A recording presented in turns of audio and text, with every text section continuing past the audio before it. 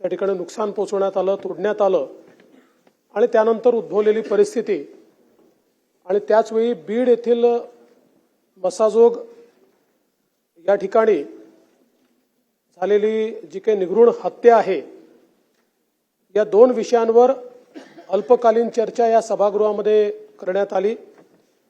या चर्चेमध्ये सन्माननीय श्री नितीन राऊत साहेब, श्रीमती नमिताताई मुंदडा, श्री राजकुमारजी बडोले, सन्माननीय डॉक्टर राहुल पाटील, सन्माननीय श्री सुरेश धसजी, सन्माननीय श्री जितेंद्र आव्हाडजी, सन्माननीय श्री अभिमन्यू पवारजी, सन्माननीय नानाभाऊ पटोलेजी, सन्माननीय संदीप क्षीरसागरजी, सन्माननीय विजयसिंह पंडितजी, सन्माननीय सुनील प्रभुजी, सन्माननीय अनिल देशमुखजी, सन्माननीय राजेश विटेकरजी, सन्माननीय राजूजी धोंड, सन्माननीय श्री सिद्धार्थ खरात, सन्माननीय श्रीमती ज्योति गायकवाड, सन्माननीय बाबूराव कदम, सन्माननीय संजयजी मेश्राम, सन्माननीय श्री रोहित पवार, या सर्व सन्माननीय सदस्यांनी या ठिकाणी सहभाग घेतला आणि या घटनेच्या संदर्भात जी काही माहिती त्यांच्याकडे आहे किंवा जी काही त्यांनी प्राप्त केली आहे, जी माध्यमात आली आहे,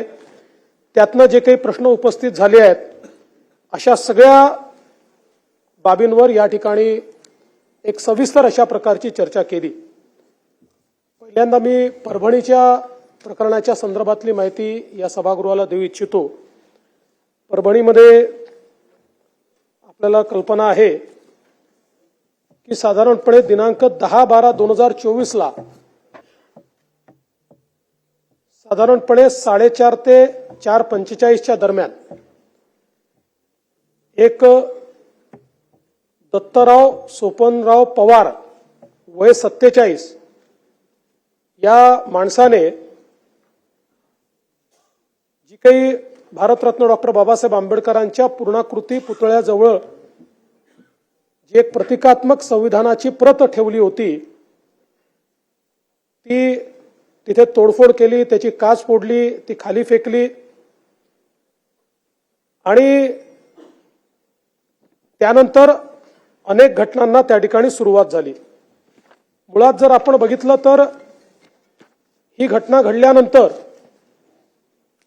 त्या ठिकाणी पोलिसांना जशी माहिती मिळाली, पोलीस घटनास्थळी पोहोचले, मोठ्या प्रमाणात जमाव त्या ठिकाणी वाढू लागला। जमावाने रोडवरनं जाणाऱ्या एका बसची, ट्रकची काच फोडली, रास्ता रोको आंदोलन सुरू केलं। मात्र त्यातल्या काही लोकांनी जिल्हाधिकाऱ्यांना फोन केला आणि त्यांना सांगितलं तुम्ही या ठिकाणी या। जमावातले काही लोक, काही नेते मंडळी होती जी शांततेने हे सगळं झालं पाहिजे असा प्रयत्न करत होती आणि त्यामुळे त्यांनी जिल्हाधिकाऱ्यांना फोन केला आणि सांगितलं तुम्ही या ठिकाणी या। जिल्हाधिकारी आले, जिल्हाधिकाऱ्यांनी त्या ठिकाणी चर्चा केली, भारतरत्न डॉक्टर बाबासाहेब आंबेडकरांच्या पुतळ्याला त्या ठिकाणी हार घातला आणि त्यानंतर सगळ्यांची चर्चा करून तो जमाव तिथनं गेला। त्यातले 60-70 लोक मात्र थेट रेल्वे स्टेशनवर गेले आणि नंदीग्राम एक्सप्रेस जी होती त्याच्यासमोर त्यांनी रेल रोको केला। काही काळ तो रेल रोको चालला, मग त्यांनाही समजवण्यात आलं, त्यांनी तो रेल रोको परत घेतला।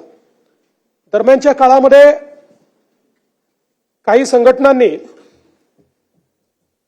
दुसऱ्या दिवशीचा परभणी शहर आणि जिल्हा बंद अशा प्रकारचा एक बंद पुकारला आणि हा बंद पुकारल्यानंतर हा शांततेत व्हावा म्हणून या सगळ्या संघटनांना पोलिसांनी शांतता मीटिंगला पाचारण केलं।